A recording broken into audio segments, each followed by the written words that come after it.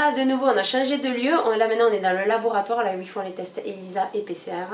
Donc maintenant, PCR, ça vous parle? Ah oui, je crois que ça parle à tout le monde, PCR. Oui. Donc bonjour, Anne-Sophie Spilman. Donc moi je travaille à l'IFV au Grau-du-Roi et donc je suis responsable du laboratoire.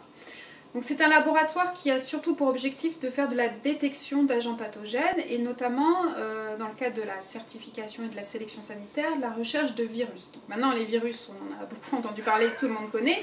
Et effectivement on utilise notamment deux techniques. Une technique ELISA et une technique PCR. Donc pour faire simple, la technique ELISA, ça se rapproche un peu des tests antigéniques dont on a beaucoup entendu parler, qu'on pouvait faire en pharmacie. Et la technique PCR, je crois que maintenant tout le monde au moins connaît le nom, même si on ne connaît pas forcément le principe. Donc si j'ai bien compris, pourquoi vous faites en fait tous ces tests par rapport, donc nous on est allé dans les vignes, etc. et tout ça, on a un peu compris comment ça fonctionnait. Maintenant il faut peut-être un petit peu expliquer à tout le monde pourquoi vous les faites. Alors, quand il y a des nouvelles sélections clonales qui doivent être réalisées, c'est-à-dire par exemple il y a une nouvelle variété, une variété sur laquelle il y a une forte demande, mais pour laquelle il n'existe pas de clone certifié. Donc il y a une démarche de prospection, donc notamment dans des vieilles parcelles, dans des conservatoires ou des collections d'études, et dans ces parcelles-là, il y a des marquages de souches qui vont être intéressantes, et ce matériel-là va pouvoir être peut-être à l'origine de ces nouveaux clones. Mais il va falloir le tester pour vérifier qu'il est bien sain sur les viroses qui sont les viroses importantes, qui peuvent avoir un effet néfaste sur les vignes, que sont notamment le cournouet et l'enroulement. Donc ce matériel, donc les bois, vont être introduits ici sur le site du Grau-du-Roi et vont suivre tout un process de test pour vérifier qu'ils sont exempts de ces viroses. Qu'est-ce qui se passe si vous veniez à intégrer un matériel qui a un virus, puisque vous en faites rentrer? Alors bien sûr, soit c'est une souche qui présente un intérêt vraiment majeur, et dans ce cas-là, elle va pouvoir suivre un processus qu'on appelle de l'assainissement. C'est un processus qui est basé sur un principe important chez les plantes, donc aussi chez la vigne. On se sert du fait que les méristèmes, c'est-à-dire les petits apex qui sont au bout des plantes, si vous voulez, je pourrais vous en montrer, sont des cellules qui sont capables de régénérer une plante identique à la plante mère, et qui sont aussi des cellules qui sont naturellement exemptes de virus, c'est-à-dire le virus ne peut pas rentrer dans ces cellules-là. Donc on se base sur cette méthode, qui est une méthode totalement naturelle, entre guillemets. On va mettre les méristèmes dans des conditions in vitro, pour qu'ils soient capables de reproduire les petites plantes qui seront bien sûr testées pour vérifier qu'elles sont exemptes de ces virus. Et avec ce process-là, on est donc capable d'avoir un nouveau clone, donc d'obtenir un nouveau clone de vigne qui aura l'intérêt qu'avait la souche initiale au niveau agronomique, mais qui sera sain au niveau sanitaire pour les virus. Je pense que vous allez nous faire essayer un test, c'est ça? Oui. On est tout nickel là. Comment vous dire? On est prêt pour le lavage. Donc là, il ne faut pas hésiter de nous expliquer tout ce que vous faites. Okay. Donc là, je suis en train de laver les plaques pour enlever tous les anticorps qui ne se sont pas fixés dans le laveur.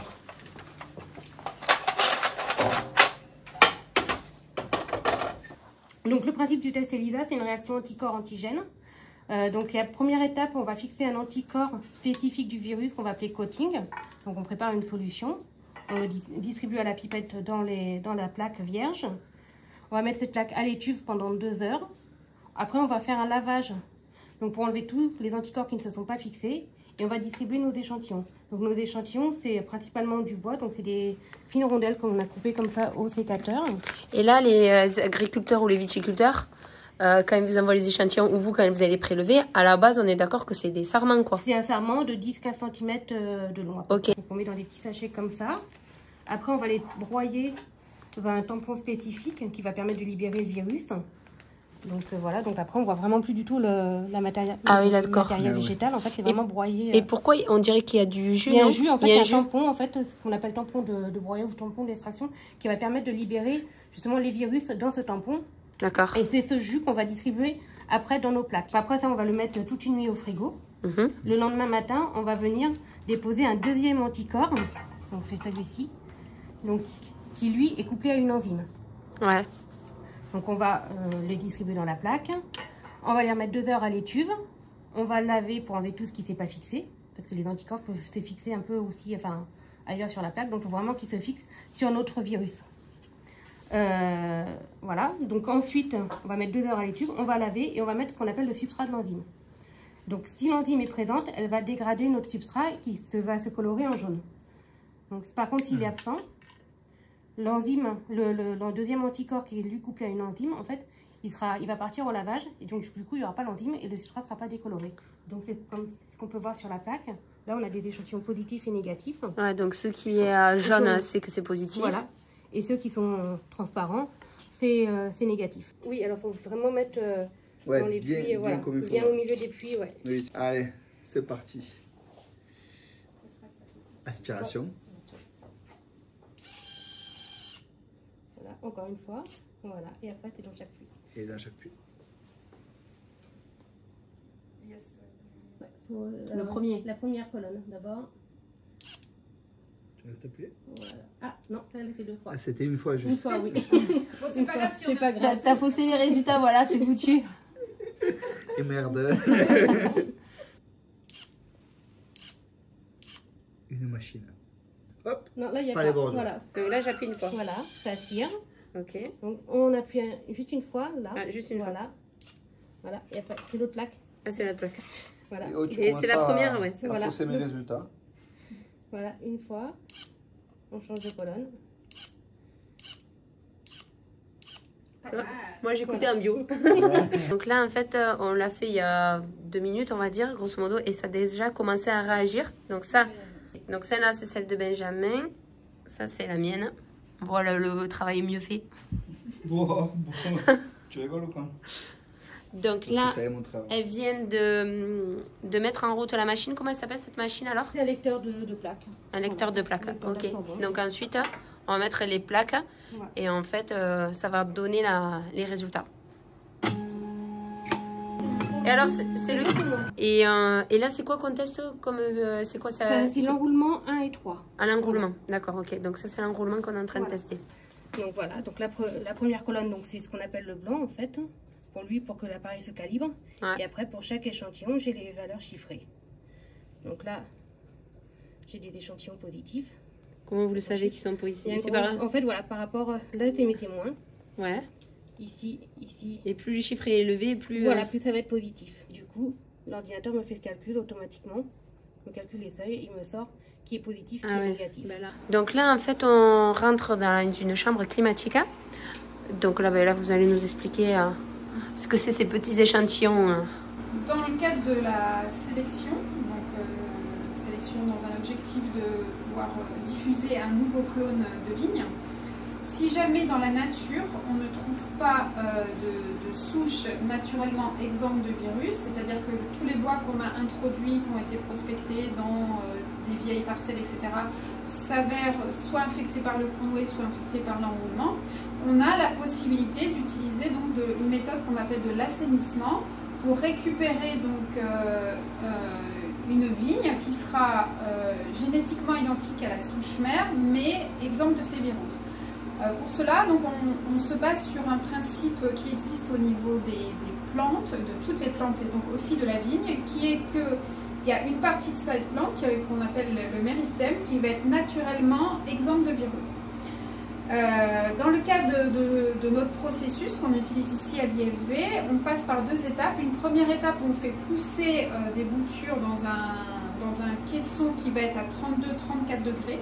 Puisque là, c'est ce qu'on va appeler en gros une thermothérapie entre guillemets. Puisque là, la plante va se développer, la multiplication du virus va être réduite. Et ensuite, on récupère donc les apex, les bourgeons, qu'on va décortiquer sous une loupe binoculaire qui est de l'autre côté, pour récupérer les apex et qu'on va mettre sur ce qu'on appelle un hypocotyle. C'est ce qu'on appelle le microgreffage. Donc c'est ce qu'on va voir ici, par exemple. Je ne sais pas si vous voyez bien. Ouais, on voit donc bien. l'hypocotyle, donc ça sert juste de support pour permettre le développement d'une racine. Et donc le petit méristème a commencé à se redévelopper et faire une petite plante. là, les plantes sont encore un petit peu jeunes pour être acclimatées, mais on va pouvoir ici le faire une démonstration sur des petites boutures en quelque sorte qui ont des développements racinaires plus importants. On va pouvoir donc ensuite sortir de cette étape de tube in vitro pour passer donc, dans des petits godets de terre pour faire donc, ce qu'on appelle des mini-serres pour pouvoir les acclimater progressivement et qu'ensuite elles poussent. On les met dans des pots plus gros pour qu'elles puissent pousser pendant un peu plus d'1 an. On va retester pour vérifier que derrière les virus ne sont plus présents et si tout va bien, donc on a récupéré des plantes avec sur lesquelles on peut prélever des sarments sur lequel on va pouvoir ensuite diffuser comme du matériel classique, c'est-à-dire greffer pour conserver ici, ou etc. Ça dépend des objectifs de l'assainissement initial. Donc on va sortir la plante du tube. Il faut y aller doucement ou pas? C'est assez résistant quand même. Hein. Ouais. Je vais poser ça là. Donc après, il faut la mettre dans un petit godet. Il faut aider les racines pour que ça soit dans le... C'est plus ça où il ne faut pas casser les racines en fait. Après on arrosera, on mettra un petit coup d'eau. Ouais, pour que voilà. ça... Ah ouais. Donc après la serre, on referme pour garder, pour faire, en fait c'est une étape d'acclimatation parce que dans les tubes in vitro comme ça, on est quasiment à 100% d'humidité. Et si on les sortait directement, après elles vont sécher. En fait, donc là on fait une mini-serre, après on les met dans des conditions pour qu'il y ait une certaine humidité. C'est ce qu'on appelle une étape d'acclimatation. Donc là, Benjamin va faire un essai. Attention, attention les yeux, ça pique. Hein. Pauvre souche. Elle aura jamais été aussi bien plantée. Normal, elle a jamais été.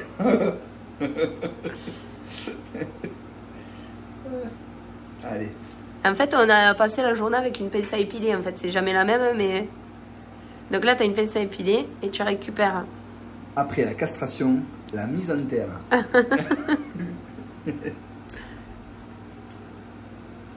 Je récupère la petite plantule là. Tu fais doucement.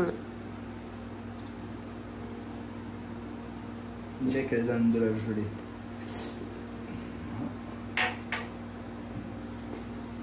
Attends, il fallait faire un trou avant. Je suis pas bonne. Attends, vous pouvez le faire ouais. avec le doigt, sinon avec le petit doigt, vous pouvez faire un petit truc. Parce que là, si tu dois le planter comme ça, t'es foutu. Hein. Le planter du doigt. C'est une catastrophe.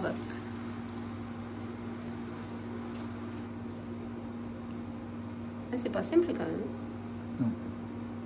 Tu veux casser J'ai cassé une racine. T'es sûr qu'elle poussera jamais celle-là?